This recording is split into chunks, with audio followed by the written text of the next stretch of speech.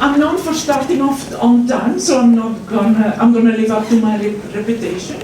My name is Rhonda van Steen, and I'm the Corais Chair here at King's College London, as director also, serving as director also of the Centre for Hellenic Studies. But tonight is a night of collaborations with the Levantine Heritage Society and input also from the Anglo-Turkish Society.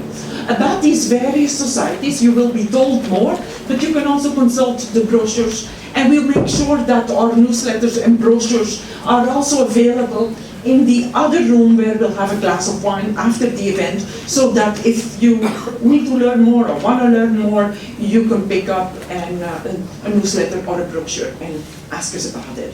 I want to keep it short, but just point to two upcoming events. One is mysteriously called For 3 Refrigerators and a Washing Machine. The title is an enigma, and if you want to learn more about what this play production, and actually a premiere play production, is all about, please join us on the opening night of the 24th of October.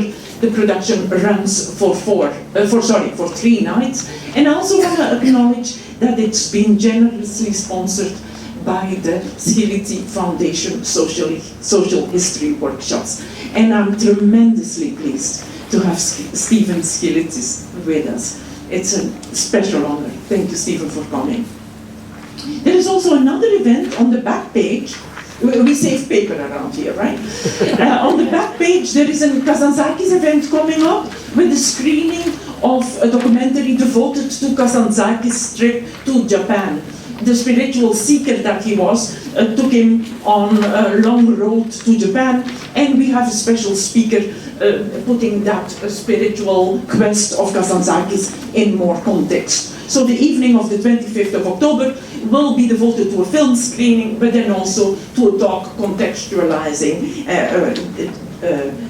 Kazantzakis' quest. So those are the main events you want to be watching. You can sign up, and we look forward to the next opportunity where we will be together. That's all from me. Thank you. And I'm introducing now, giving you Philip Mansell, who will do the proper introductions. Thank you so much, Gonda, and thank you for all your help in setting up this evening, and thank you all for coming. I'm from the Levantine Heritage Foundation. I just want to remind anybody who might not be a member, please join. We need you, and you need us for all the wonderful events we are planning, and many of which are sold out, as indeed tonight is.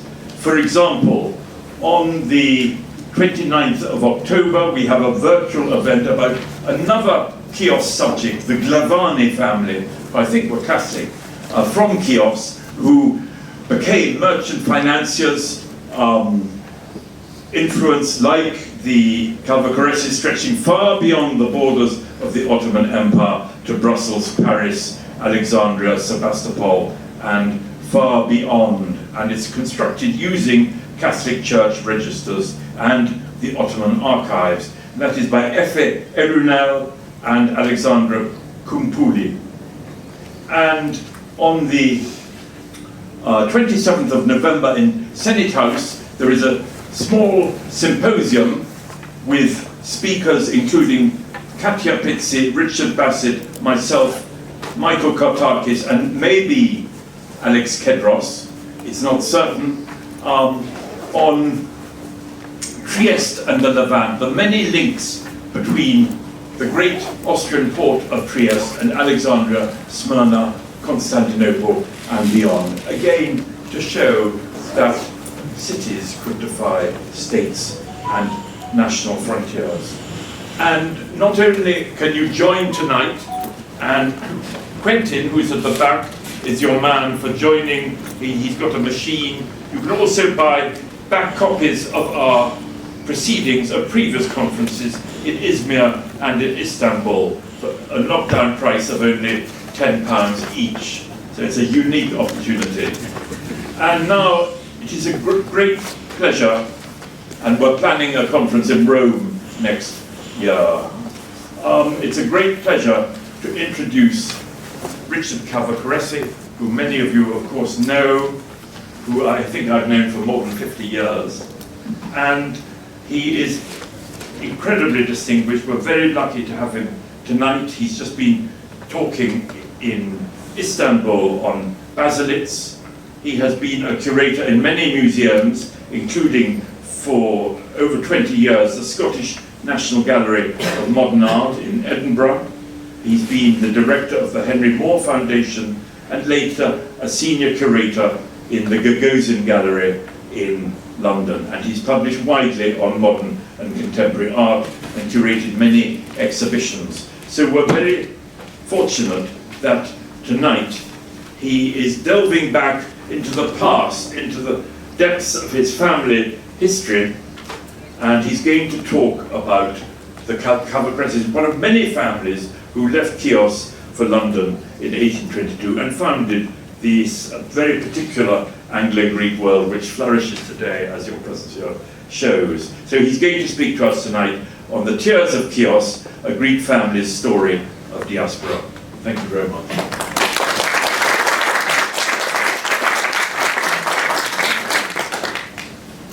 Thank you, Philip, very much for inviting me to give this talk. And thank you, Gonda, for hosting it here at King's.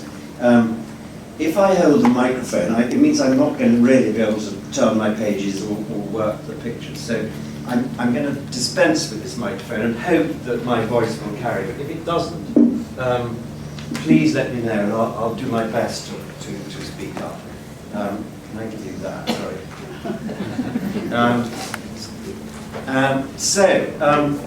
Okay, my talk really divides into two parts. The first part I call massacre, and the second part migration.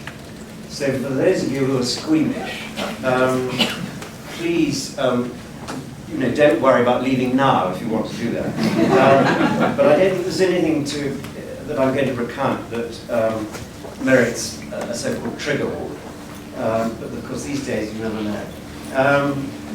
And since I'm an art historian, I'm going to begin with, and I'm relying on Gonda to very kindly, fantastically, to align these images straight. I'm going to begin with a painting. In fact, one of the great masterpieces of French Romanticism, early 19th century Romantic painting.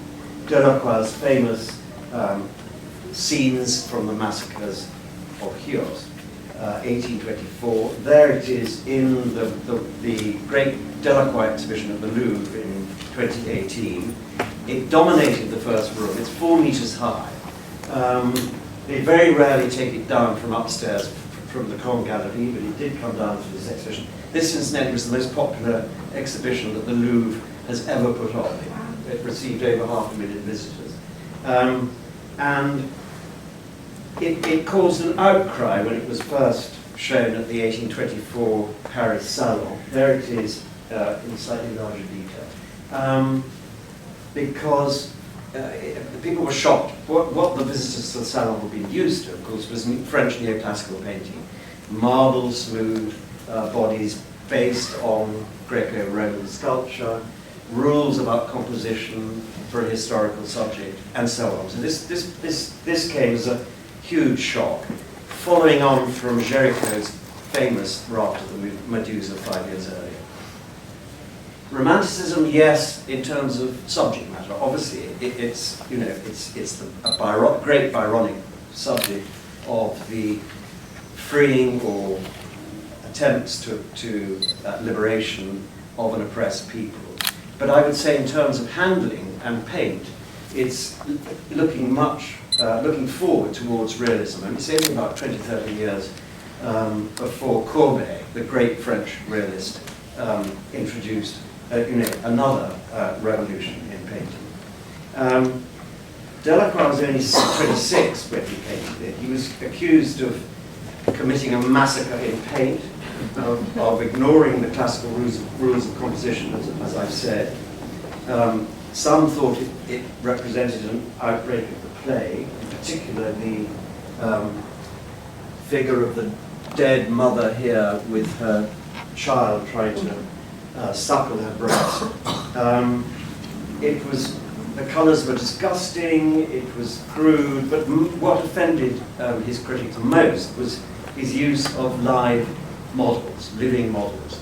These were all, in a sense, individual portraits. These unfortunate people, or represented as unfortunate people, were all models that he used in his studio. And that was really something very shocking at the time. So these semi-naked men, women, children, recumbent in the foreground, bleeding, in agony, exhausted, despairing. They're all individual people.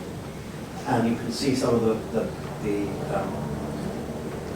effects of this, what they've been through. You don't actually see it's interesting, the scenes of violence, looting, burning, rape, etc., all happen in the middle or far distance, in alternating patches of light and shade. What you actually see is the effects of that sort of suffering in the foreground.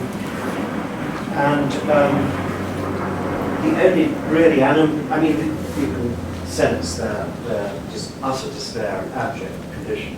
The only really lively, animating figure, of course, is the Turkish horseman on his horse, dragging this poor unfortunate girl away, who's tethered to the horse, down to the slave market, which would have been in Chios town in the distance.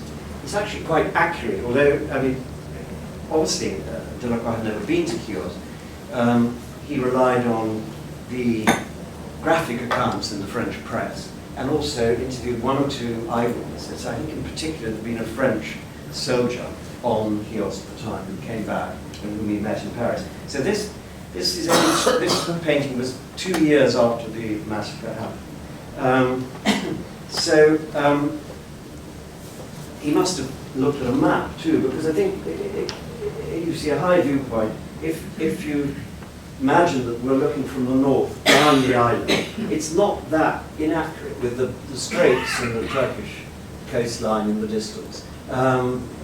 Ships burning in the harbour, which refers to the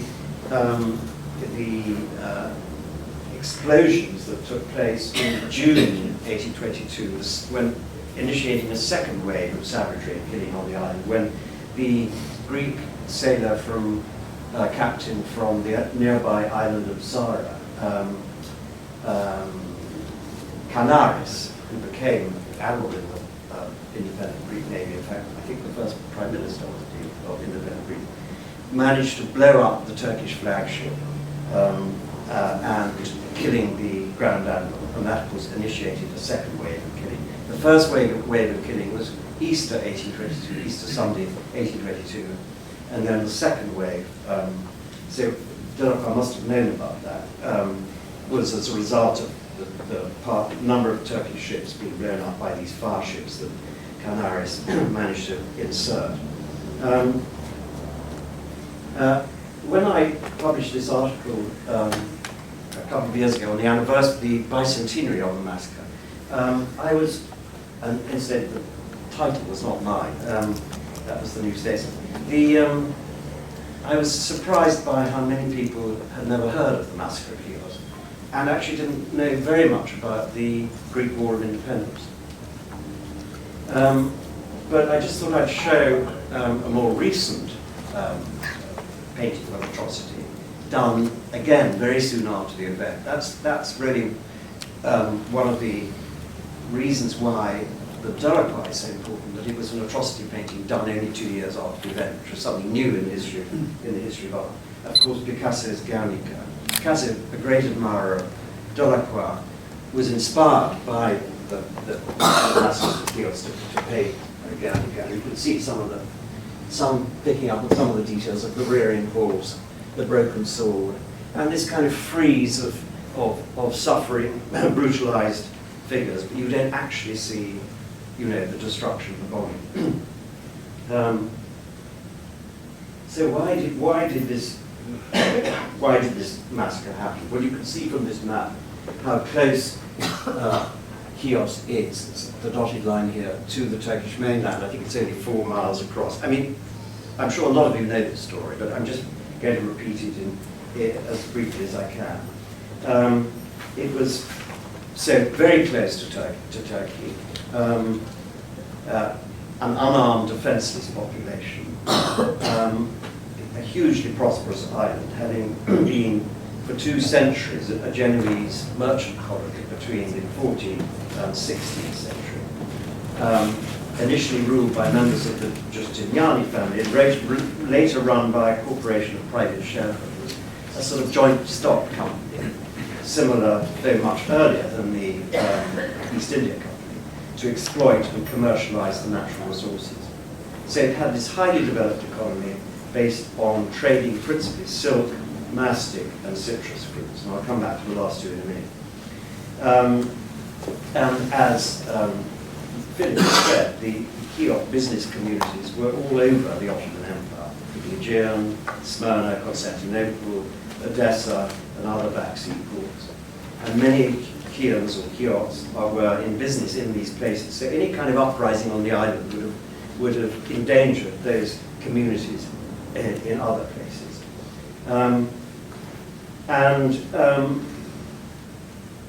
Under Ottoman rule, which it didn't fall to Ottoman Turkey until the middle of the 16th century, 1566, it enjoyed special privileges because of its wealth and prosperity.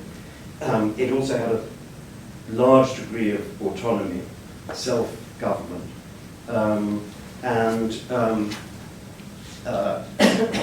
the two areas that I'm going to look at briefly were the south of the main town, Chios town, this area called the Kambos, and then in the southwest, the area where the mastic was produced, the shrubs, the lentis shrub growing the mastic, which was particularly prized by the Ottomans. I mean, they were exporting a lot of mastic to Constantinople. So come to now this was the area of the Kambos, a couple of miles south of the main town, where many of the leading families, the sort of haute bourgeoisie, if you like, had their summer houses dotted all over this really like a large market garden, houses with high walls and orchards of citrus fruit. There were two Calvagresi houses, one there and one there, two branches of the family related. And just to give you an idea of what it looks like now, I mean, still, in spite of the events of 1822, in spite of the earthquake in 1880, you can still get a feel of these orchards of oranges and mandarin oranges and lemons. And if you go there in the spring, where there's some of the scent of orange blossoms overpowering. And gates, these high walls with gates, so very sort of, quite Italianate in feeling. And each house with a large tank and a water wheel operated by a donkey to irrigate the orchards. They also had houses in the town, and I've never been able to discover where the Calvagresi house in the main town was, but I think it was probably in up Rotaria Street, where a lot of them had their houses. But again, it may have been damaged in the earthquake.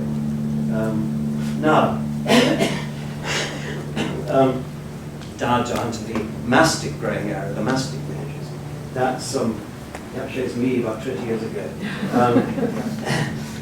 Underneath a lentis tree or shrub. Now the lentis shrub grows on very few other places in the Aegean. It seems to grow better on Chios than anywhere else. And that's the source of this product, mastic, that was one of the sources of the island's prosperity. And it's harvested a couple of times a year, and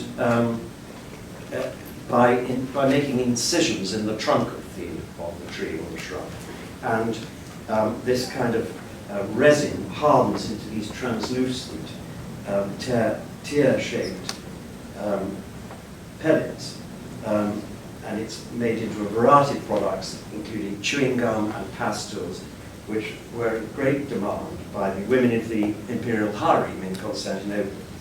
So that was the reason why, in the first wave of killing at Easter 1822, the mastic growers, the mastic growing villages, Pyrgi and Mester and so on, I showed on the map, were spared. Unfortunately, in the second wave, in June 1822, they were not spared. In local sort of Chios folklore, mastic is known as the Tears of Chios, hence my title. So my title refers not only, it has a double meaning, not only to the Chios' sorrow or tragedy, but also to one of the main sources of its work. And now, if you go to Chios, but also elsewhere in Greece, particularly the Venizelos airport or central Athens, there are these shops selling mastic products. It's become a big business. They make jams, soap, creams, even toothpaste, where I wouldn't recommend it. And my father, I remember as a child, my father said that living in London as a child, as he did, every year the caretakers of our family house on Chios, because it was still owned by the family until the 1950s, although no one ever went back there, would send pots of this white sticky paste, and you took a spoonful and you put it in a glass of water. I think it's called a submarine, and you ate the sticky jam and then drank the water.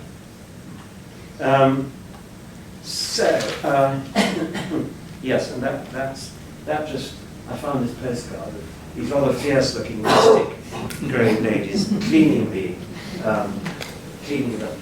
pellets before they go off for export to the Sultan in Constantinople. And actually, the buildings, if you're ever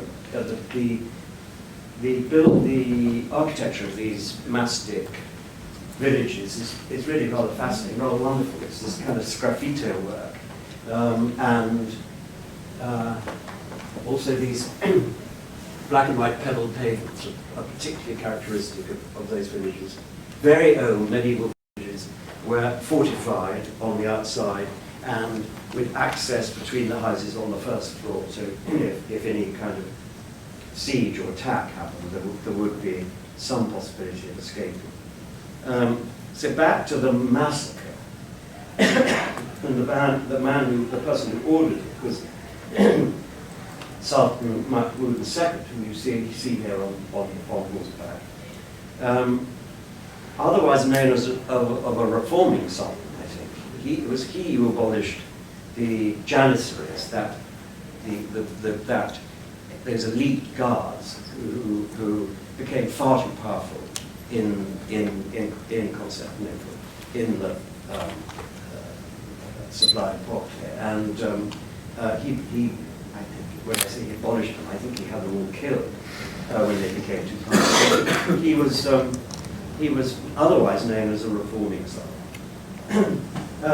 What happened was from the neighbouring island of Samos, insurgents moved over to Chios and tried to persuade them to join in the independence movement, the rebels. We're now talking about 1821-22. And in doing so, killed a number of the Turkish soldiers in the garrison of Chios. And I think some of the locals joined in. So, and it was the news of that made the Sultan in Constantinople become extremely worried as to what might happen. And so he ordered the entire, when that happened, the news got back to Constantinople, a number of Chians in Constantinople were killed, were either impaled or hanged. And he ordered the entire Turkish fleet, entire Ottoman fleet, to sail down to Chios with something like 7,000 soldiers on board. I think about 30 or 40 ships. And they were reinforced by sort of fanatical militants who came over from the mainland to join in the fun, as it were. Anyway, when I was in the, yes, I was in the Topkapi museum the other day, and I came across his uniforms, the Sultan Mahmud's uniform. He got rid of the kaftan as you know, the obligatory dress for people of high office, and so developed a kind of Western form of dress, uniform. And another portrait of him on horseback, and also his throne in Topkapi. So that was rather surprising. I wasn't expecting to find that. This bloodbath, which started on Easter Sunday, I mean, it was essentially a holy war. Let's not, you know, beat about the bush. I think what nowadays we would call genocide. Churches were set on fire, congregations butchered. Here you see the wonderful 11th century monastery of Nea Moni in the hills above the main town, famous for its Byzantine mosaics,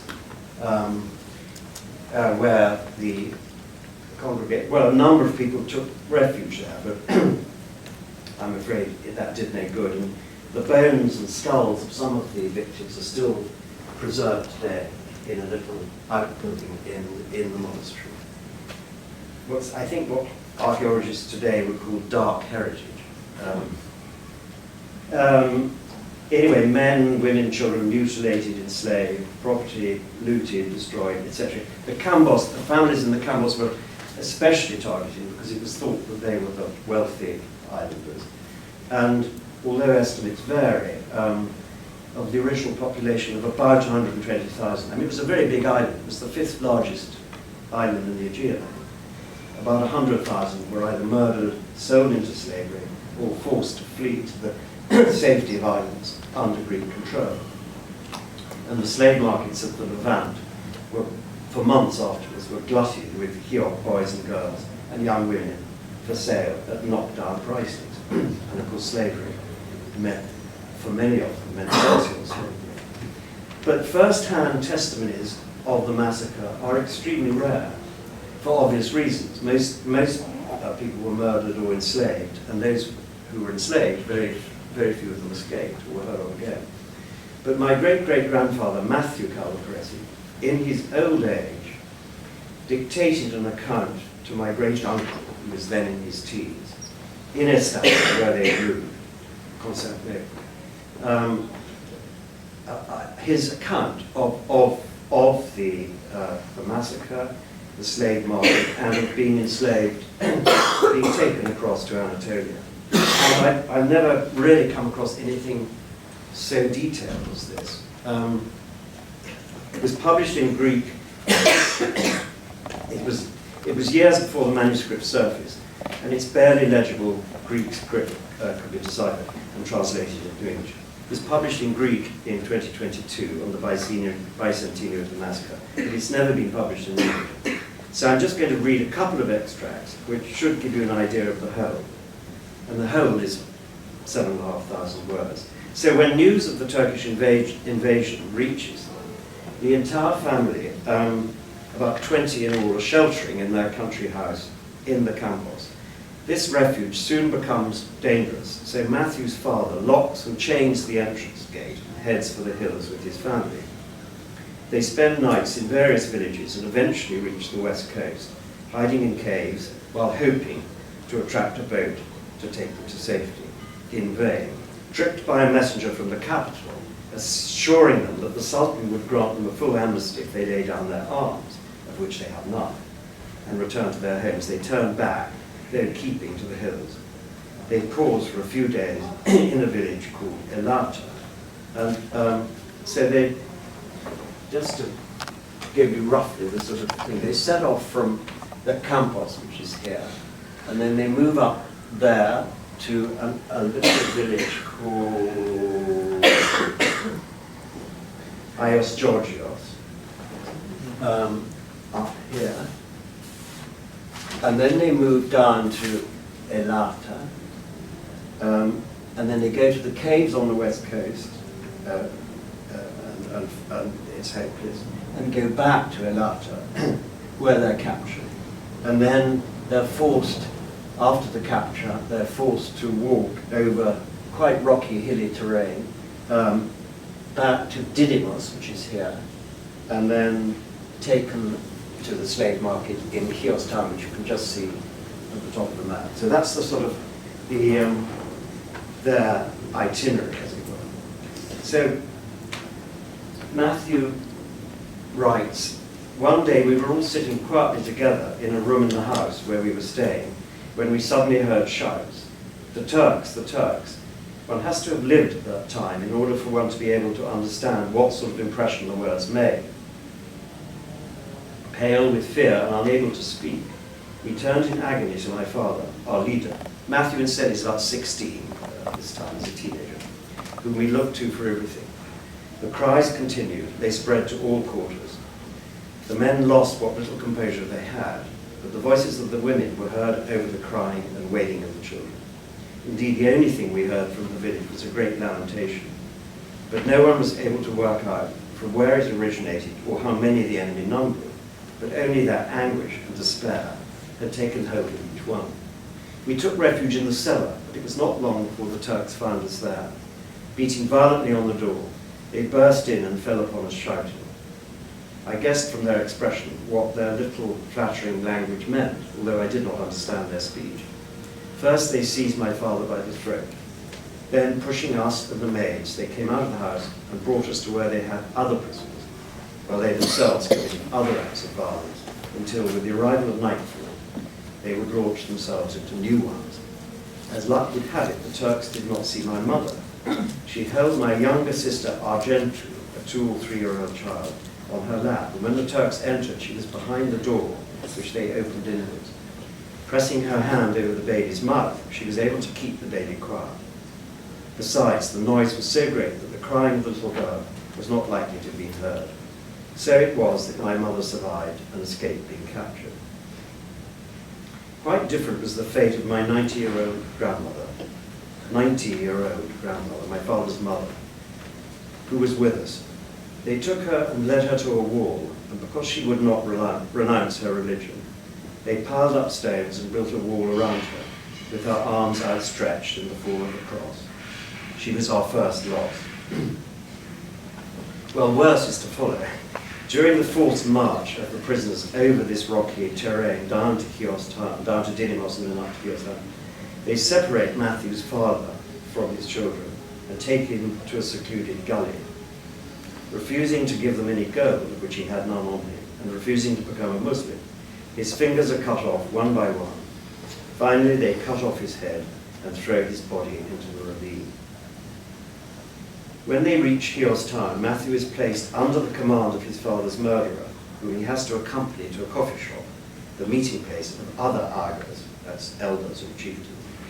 They bring with them their captives for inspection, and if found satisfactory, for sale.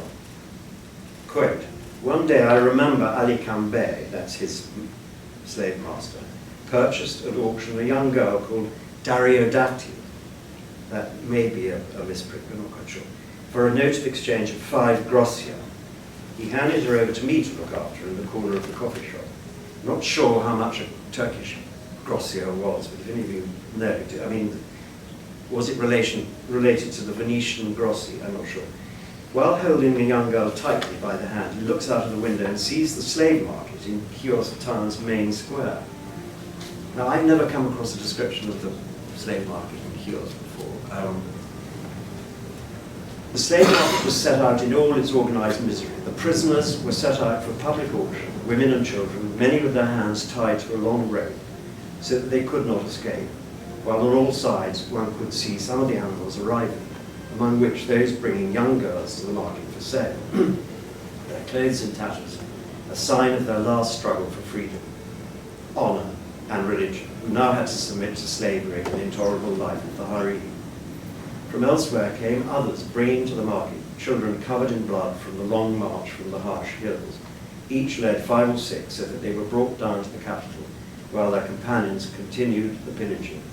And they held in one hand 2 or 3 fists of their small slaves, in no way moderating the violent movements of their arms. For a moment I kept my gaze fixed on these hateful scenes in which I recognized some faces known to me. It was difficult to know what became of them. I thought myself in a terrible dream, but I could not believe such a dreadful thing could befall our poor island, so totally innocent of any accusation. I raised my eyes and saw an even more terrible sight. On 20 high beams hung 20 corpses, among whom I recognized Bishop Platon by his clothes. He had been one of the hostages in the fortress and had been the first victim of the Ottomans. And there were another 20 hanged on the upper coast and another on the lower coast, as I learned later. These were the bodies of some 50 hostages from the leading Chios families who'd been imprisoned by the Turkish Pasha a year before in the Castro, or fort, because at that time the rebel Greek fleet looked as if it was going to invade the island, but was actually rebuffed by the Chios. So as a sort of insurance policy, he imprisoned them in the fort for about a year. The following day, the Aga took all of us to the coffee shop again, and I still had that young girl in my charge. She was sold after much haggling for 17 grossia, and the Aga bought another, older girl, for 20 grossia. He sold my sister and 2 brothers, thus completing the separation from me, which had seemed so unthinkable the day before. In this way, the spoils were distributed by the Agas. The buying and selling became of great value. It showed the abundance of wretched slaves. For each beautiful and young woman, the value in grossia was equal to her age. Or, as Alexander Vlasto, in his History of Chios, 1913, one of whose ancestors was among the hanged hostages, put it, quote, the captive women were passed from hand to hand like animals in the markets of Smyrna, Constantinople, and Asia Minor. So, as we've heard, Matthew relates how he and his brothers, Mavrudi and Zorges, and their little sister Zambalu, were all sold separately in the slave market in Chios town, a scene of abject misery. A few days later, spying Zambalu in the hands of her Aga, Matthew persuades his Aga to buy her, hoping to find a Chian to pay a ransom for them both. But his hopes are dashed when the Aga decides to leave the island and return to Anatolia with them. After several days' journey via Smyrna, or Izmir, and Magnesia, Manissa as it now is,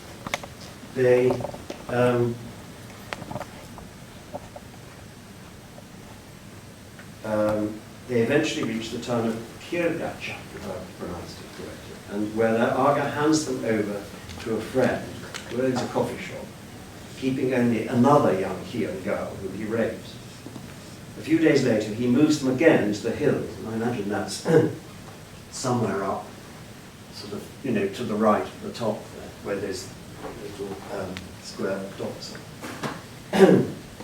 Eventually, where they are passed from harem to harem. Eventually, the Aga disappears with the Chian girl, the Chiot girl. Matthew and Zambalu succeed in escaping from the harem and make their way back to Kirgacha, only to be recognized and returned to their owner. He then takes them to Magnesia, Manissa again, where he sells them both separately. Matthew is part exchanged for another Chian girl and taken by his Aga to a house where he finds 2 more female slaves from Chios, one of whom is only 7 or 8 years old. He never sees his sister Zambalu again. The Aga declares his intention to visit Chios, and Matthew persuades him to take him with him. On their way, they pause at the slave market in Smyrna, Izmir. He hears a voice calling Matthew, Matthew, and turns round to find a child, barefoot, disheveled, and clearly in distress. It's his brother Georges, waiting to be sold by his Aga, who is Egyptian. Matthew manages to find him some bread and halva and asks his Aga to buy them, but he hasn't the money. So they leave the coast, and he never sees Georges again. They get back to Chios, where he happens to bump into his mother in the town, who's overjoyed to see him, and he her. And he persuades his Aga to let him go with his mother to see if she can raise the money to buy him out of slavery. She immediately goes to the Austrian consulate and gets a loan from this extraordinary Austrian consul, Count Stipovich, who really is a hero in all these slavery stories. He managed to save something like 40 Chilean boys, girls, adults from slavery by giving them refuge in the consulate and paying their ransom. And that's what happens with Matthew. He's eventually he has to sign a promissory note, which he will pay back the money, which he does when they move to Istanbul later. Now, a more glittering conversion to Islam, leading to high office in the Ottoman administration, is provided by the example of Edem Pasha. His descendant, the distinguished Turkish historian Edem Eldem, has recently outlined how, as a young boy, he was taken from Chios to Constantinople in 1822, where he was bought by Huzrev Pasha, Grand Admiral of the Ottoman Navy and later Grand Vizier, and educated in Paris. Edem Pasha held numerous ministerial posts, served as Ottoman ambassador to Berlin and Vienna, and was himself appointed to be Grand Vizier in the 1870s. Eldem, the descendant, the historian, the contemporary historian, writes that he never mentioned his origins and asks if it was shame, denial, or resentment that caused this silence. A more likely explanation, I feel, is repression, orphaned by his parents' murder in 1822, which he may well have witnessed as a boy of 3 or 4, and taken by ship to Constantinople and then sold. He surely experienced massive trauma. Although Eldem told me personally that his original Greek name remains a mystery, it's always been maintained in my family that this man was a Calvacaresi, Edem Pasha. His oldest son was this famous Orientalist painter Osman Hamdi Bey, who's you may, can you manage to straighten that? Yeah, no, that's fine. I mean, the tortoise seller is one of his places, tortoise trainer, one of his places. And he was also an distinguished archaeologist, Osman Hamdi Bey. In fact, founded the Istanbul Archaeological Museum. And in his memoirs, my cousin Peter Calvacaresi, whom I'll come on to later, who was not one to get his facts wrong, relates how, in about 1900, i.e. about 10 years before Hamdi Bey's death, quote, an uncle of mine in Istanbul, a distinguished scholar in the Ottoman Archaeological Service, turned out under his Turkish guise and name to be Greek and a cousin. He was, it seems, the son of a former Ottoman foreign minister and Grand Vizier, who, born in Chios before the massacre, had been educated in Paris before embarking on a career in the Turkish army and the civil service. And I'm sure that distinguished scholar must have been Osman Hamdi Bey. So that ends part one, the kind of gruesome bit, the massacre, and we'll move on to migration now and more, I hope, more positive stories. So I mean, to cut a very long story short, as Philip said, they moved. The migration is gradual. It's not like a sort of what we now think of as asylum seekers, refugees. It's humanitarian crisis. The migrations of these Chios is gradual and phased. And stages. They go in stages, moving further and further west in many cases, ending up in England, in Liverpool, in Manchester, in London, which are the great centres of trade. But at the same time, in the case of my family, they keep a house in Istanbul on the Sea of Marmara, on the southwestern edge of Istanbul, shown by those dotted lines, which then was called San Stefano, where the famous Treaty of San Stefano was signed between the Russians and the Turks in 1878. Now Yeşilköy, very near the previous airport.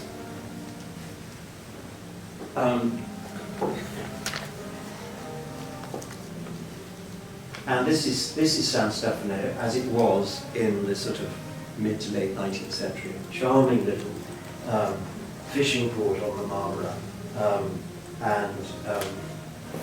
and with a population about 50% Greek. It was a sort of Greek enclave. So Matthew, the slave, the one who was enslaved but managed to escape, was born on Chios.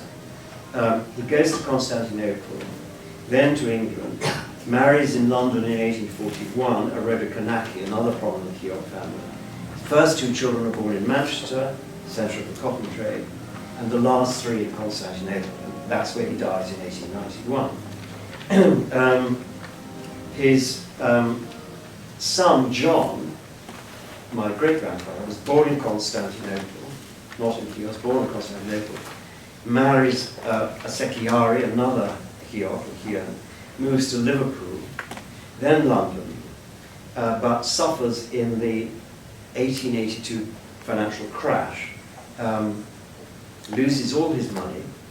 I mean, the family story is that he tried to corner the world market of pepper, and obviously failed, and lost all his money, and actually went mad.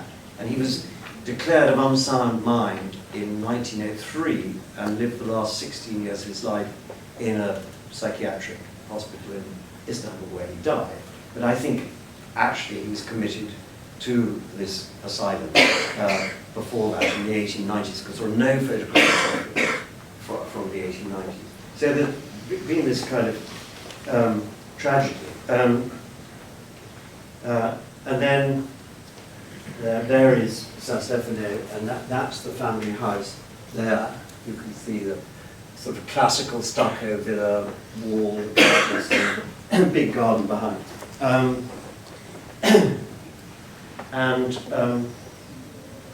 So his son, his oldest son, Matthew, my grandfather, was born in Liverpool in 1873, and then moved back with the family to San Stefano in 10 years later, 10 or 11 years later. I just quickly flicked through a few photographs of the house, and there are members of the family on it. My grandfather there looking out the window with a sort of incipient moustache. His mother, his grandmother there, the wife of the one who was enslaved, and two of his brothers. Now this is this I think you probably saw it on the literature, the publicity. This is a photograph of Matthew, the one who was enslaved in Anatolia, taken in Constantinople in the late 60s, I think, when he would have been in his 60s. And he died in 1890, but I very few other photographs of him I can find. That shows my grandfather Matthew and his brother Pandya, father of Peter Cumpress in the story, in Constantinople as sort of young boys. And this is where they went to school. This is the famous Greek boys' high school on the Golden Horn, just above the Fener, the ecclesiastical quarter, the metropolitan, Grand Metropolitan. And I mean, it looks a bit like a Victorian prison, I was thinking. But it has the most wonderful 19th century neoclassical interiors. Very difficult to get into, but I did manage to do one.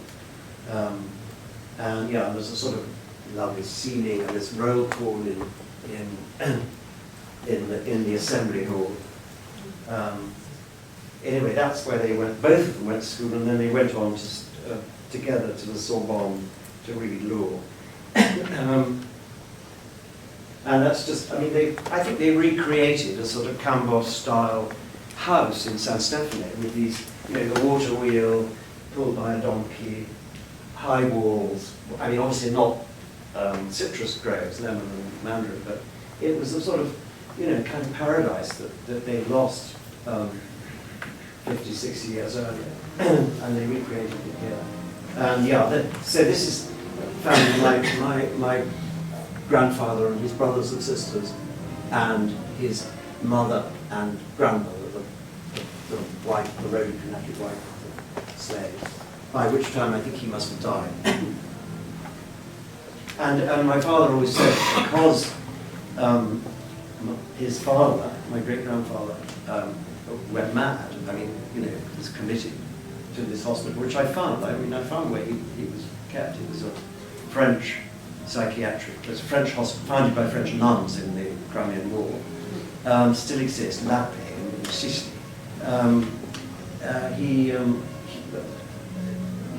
My grandfather Matthew really became head of the family and had to help his mother and, you know, try and earn money and also discipline his siblings. And there they all are. I mean, it gives a portrait of an idyllic life. That is the only photograph I can find of the one who went mad, John. But it's taken in Odessa a long time earlier. So it's even before he went to London. And of course, Odessa, the ports of the Black Sea, were, you know, they were trading in grain, from the very rich, fertile soils, Nile grain. Rather similar to the Efrussi family, you know, who were the ancestors of Edmund of Arran, who were written about in that book, Hair on Brown. And that's the only photo of the interior of the house I can find. My grandfather doing the accounts, or sort of whatever. Yeah, that's so just to remind you what he looked like. And that's when I went out there in 1970, my first visit. That's what I found. The house had gone. And the house would have been here on this the garden. That's the profile, the footprint of the house. I only put this up because there were still these wonderful wooden houses, no longer as neighbours. It had become. I mean, what happened was, the family left in 1912, the first Balkan War, because it was pretty uncomfortable, I think, the Greek in Istanbul in the first Balkan War, the Greeks and their allies attacked Turkey, and the fighting came very close to Istanbul. So they locked up the house, put the furniture, stored the furniture in a few rooms, and then it was requisitioned by the Ottoman army, I think at the beginning of World War I, 1940, and trashed, destroyed. I mean, they barracks, they stayed in quarters there. By the end of World War I, there was nothing left.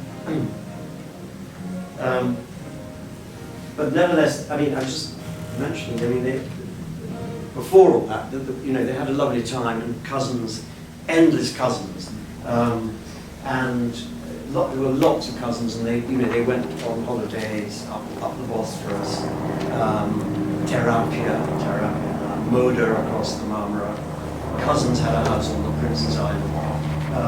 There were lots of sort of trips to the boats, and I just thought I'd put the Yeni Keni, today's Yeni Kirk, which I think is was a village along the European shore of the Bosphorus.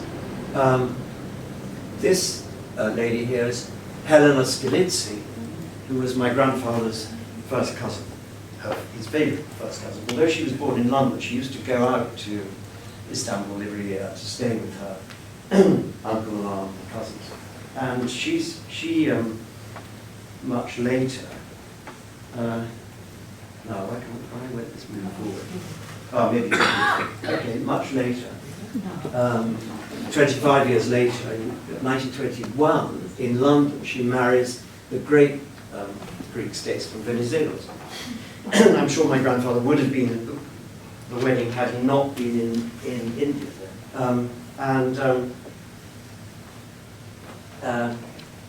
They get married at the house of people called Crossfield. I think Lady Crossfield. Domini was Greek and her husband was an MP. And can we go forward a bit? Can we go to the next one? I came across this letter written to my English grandmother was actually called Agnes Hamani, but when she got married to my Greek grandfather in Bombay in 1914 in an Anglican church, there was a Greek priest, an Orthodox priest, who came to give a blessing, and he discovered that her second name was Hamani. He said, "Well, I think that's a Greek name. You know, you should call yourself Hermione Calvocuresi. So from now on, she assumes this sort of pseudo-Greek identity, Hermione Calvocuresi. Actually, her name was Agnes, and her sisters carried on calling her Aggie. But this rather nice letter from Helena Venizelos in 1958 from Paris. And the grandchildren, of course, that's me and my siblings. And Matthew, my grandfather, who died in 1939, 20 years before, who was a great admirer of Venizelos. So I thought that'd be amusing to put up. And actually, the book she refers to makes quite a good read. This was the book that my grandmother had read, and obviously written to her and say, I much enjoyed reading your memoirs about life of Venizelos. It's quite a good read, actually. It's not very long. But she recounts dancing with Ataturk, and also she survived an assassination attempt with her husband in the car on the way back to Athens from having dinner with some friends.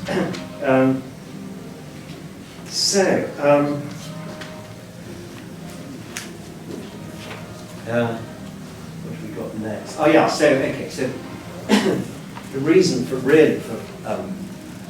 migrating to London from all these different places, or Liverpool or Manchester, was because of the rallies. The Raleigh Brothers was really the biggest of all those Anglo-Hiot firms. And those are the 5 brothers who founded the firm.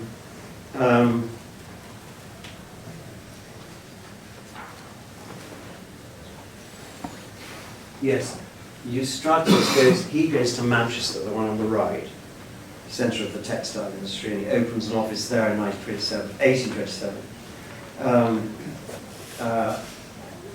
They go to London in 1818, so they've opened an office before the massacre, which is a huge help to those looking for work, because there is a kind of community there who can help them, take them in, give them employment. And of course, new opportunities for trade had been opened up by the Napoleonic Wars.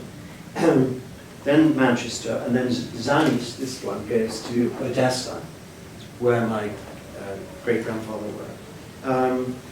And I mean, of the estimated 60 or so intermarried Hiot merchant families involved in the so-called Hiot network or Hiot model, Raleigh's was unquestionably the biggest, the most important. It was really a global firm before the term really came into use, with thousands of employees in Europe, the Levant, India, and the USA, where one of my grandfather's brothers went to work. So I got lots of American cousins. And this is an interesting statistic I found. In 1860, 50% of all the tonnage entering British ports from the eastern Mediterranean Black Sea was handled by Greek merchants. And the trade was mainly in going west. It was grain, bulk cargoes of grain, cotton, wool, tallow, linseed, etc. And going east, textiles and thread. And the Raleighs moved into India in the 1850s, in the dying days of the East India Company, where their mainstay was, and of course they also built the London Hiots built the cathedral or the London Greeks built the cathedral in Moscow Road, which was consecrated, I think, in about 1880. But you can see in this list of the founders and benefactors how many of them have Hiot names: Angelaste, Argenti, Raleigh, Calvocuresi, etc., Labradorante, etc., Petrokokkinis. They played a very important part in the Greek community in London. So my grandfather goes to India, works his way up Raleigh's, right from a clerk up to the top, and eventually ends up running it in India. And from Calcutta, can we get the next one? That's also from the same book about the Greek church in London, the Greek cathedral in London. So that's the only other sorry, can you go down a little bit? That's the only other photograph I could find of him was in this same book. So he obviously, before he lost all his money, he must have given some money for the building of the cathedral. So, yeah, okay, let's see what we can do. Now, oh yes, now one of the great, I mean, they were also involved in the arts, which is quite interesting. I mean, the most famous was obviously Constantine Ionides, whose collection ended up in the V&A, great patron of Watts and the Pre-Raphaelites, and had this fabulous collection, who was not from Chios. But this man was George Eumopopoulos, who worked for Rallies, had this astonishing collection of Chinese, Korean, and Eastern art, which went to, was split between the V&A and the BM. And his house on the Chelsea Embankment was like a museum. I think he opened it. And many of them are buried in this amazing cemetery at West Norwood, the Greek necropolis, which, and the friends of the cemetery have produced this very good leaflet. The St. Stephen's Chapel, which was paid for by the Rallies, was the same. They used the same architect who built the cathedral in Moscow Road. So my grandfather, I'm going to try and wind down. My grandfather, yeah, so he's in Calcutta. There he is. His moustache really quite grown, quite full. And his younger brother Leonidas has also been told to grow moustache. And this is what you do out in the colonies. So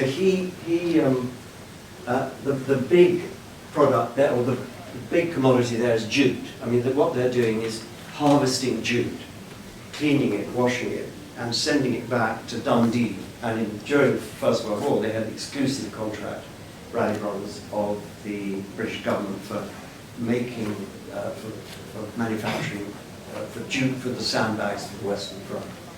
So there's something going on there that's sort of expecting jute, but you can see at the same time he's becoming sort of absorbed into English colonial society. He's elected, this is my grandfather, elected to the governor of Bengal's council, becomes membership of the exclusive Calcutta clubs, and he contributes to Curzon's fundraising for the Victoria Memorial, presented to George V during his visit to India.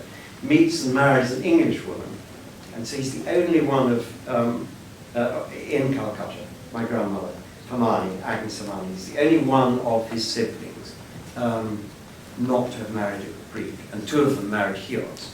Two of them married Rallies, three of them, two married Rallies and one an Argentine. They get married in Bombay in 1914. He's 41, she's 35. My father's born in Calcutta in 1919, and there he is. And there's his father, my grandfather, put on quite a lot of weight by now.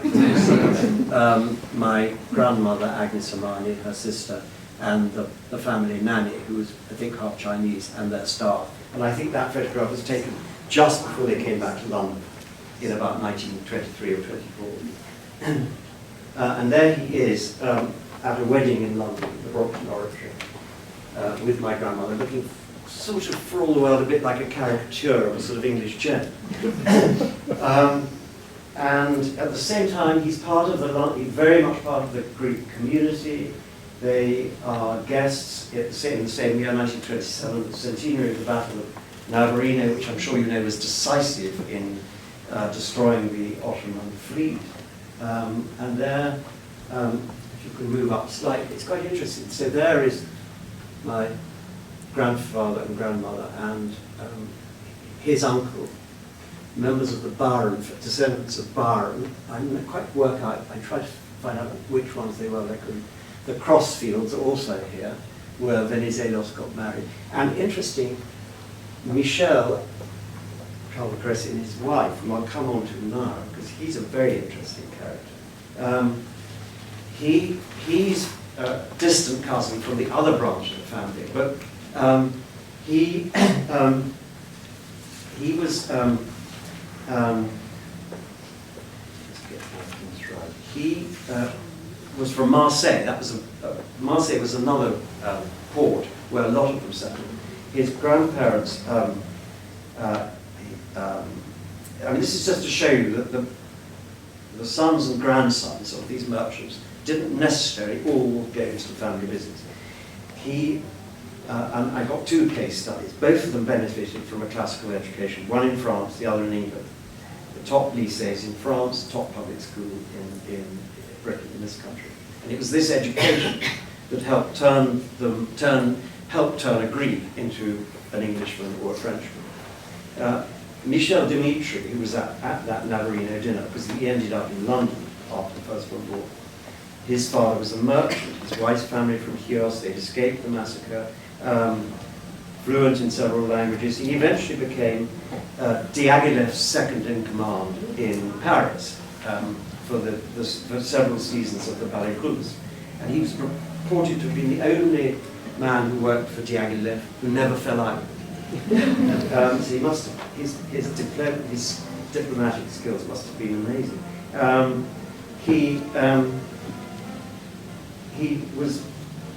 This was his great book that came out just before he died in '44, one of the earlier papers.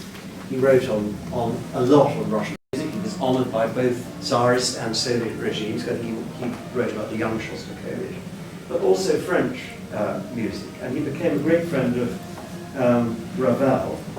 And it was he who found the folk songs that became Ravel's 5 popular Greek songs. They were in fact from Chios, which were first performed in Greek and later translated into French.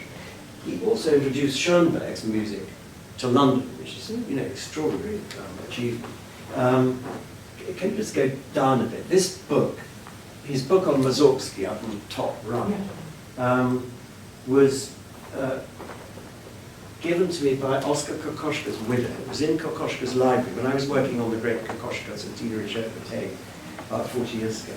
She was sorting out his books, and I think it must have been given to Kokoschka by Schoenberg, because they were great friends, and Kokoschka painted Schoenberg. So it was rather nice. And then my other case study, this was so annoying. I only spotted this after the sale on a Bollens catalogue. I would love to have bought this drawing of him by Bax, the great Russian set designer and theatre and it's dedicated to Moshe and the souvenir of the Russian seasons. And my last case study really, and then I'll stop, is my father's first cousin Peter. Obviously, I never met M.D., the musicologist. He died before I was born. Peter certainly didn't die before I was born. In fact, he lived to be 97. He was born in Karachi, where his father was one of the managing directors of Rallies in Bombay, and so they were importing cotton. And they moved back to Liverpool when Peter was 1. Father continued to work for Rallies. His great book, which is on the reading list of every student of international relations, in its 9th edition there, which he revised in his 96th year. And then his book about his experiences at Bletchley Park.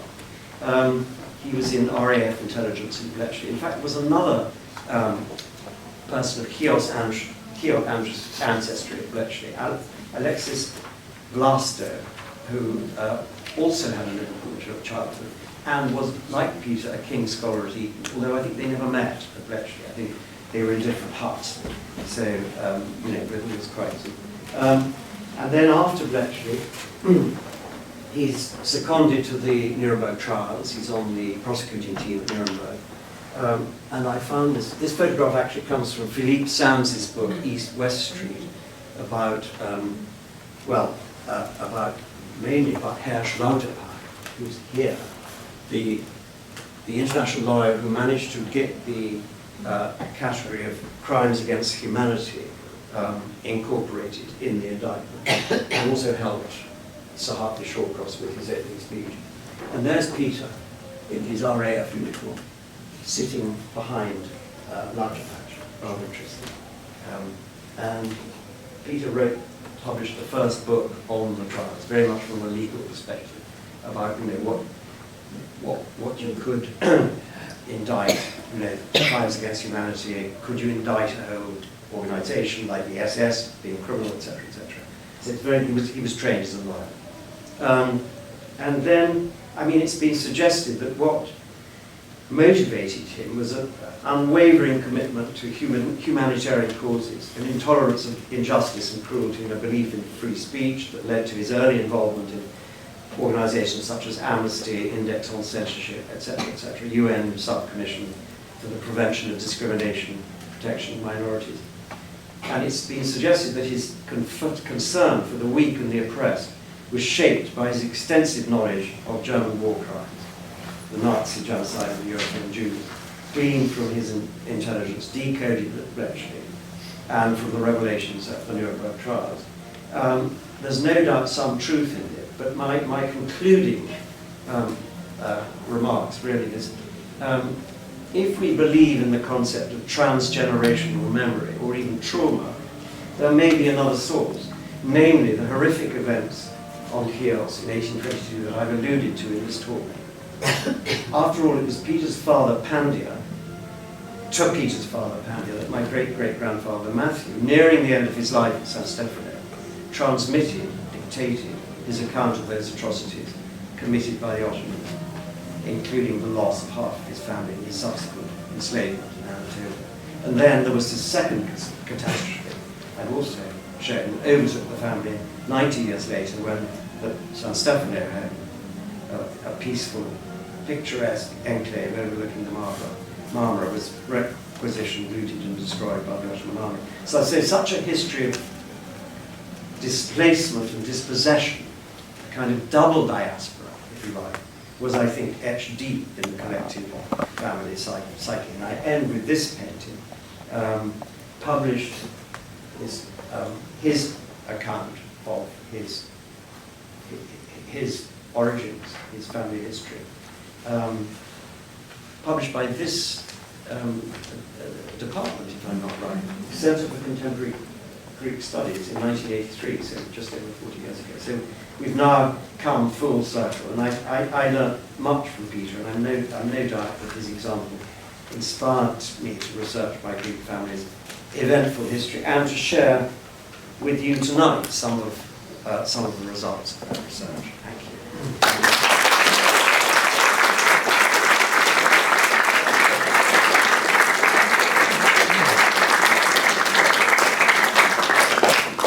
So much, Richard. Really unbelievable talk. Almost all new, most of us, I'm sure, covering so many different cities and showing Levantine's roles as intermediaries, as always. Now, time for a few questions before we have a drink. Does anybody have any questions? Yes, Caroline. I've lost my voice, so I'll see what I can do without the mic. Okay, Why don't you take the mic? Why don't you take the mic? Okay. Sorry, I think I'm the one person who can barely speak here today. Thanks so much, Richard. That was wonderful. Your trips to Istanbul, the house on Büyükada, which turned out not in your direct line, but we've seen it, we know it. I just want to ask, I mean, that's over many continents and 2 centuries. Did I miss, did you say what your family did in Istanbul in the time that they were there? How they made a living? Were they acting within the network and in what capacity? They go back, I think they went back because it was a kind of contraction, because they worked out of London, and he lost all his money, the business went bust, and they really went back to recover. I don't think they were engaged in business in Istanbul.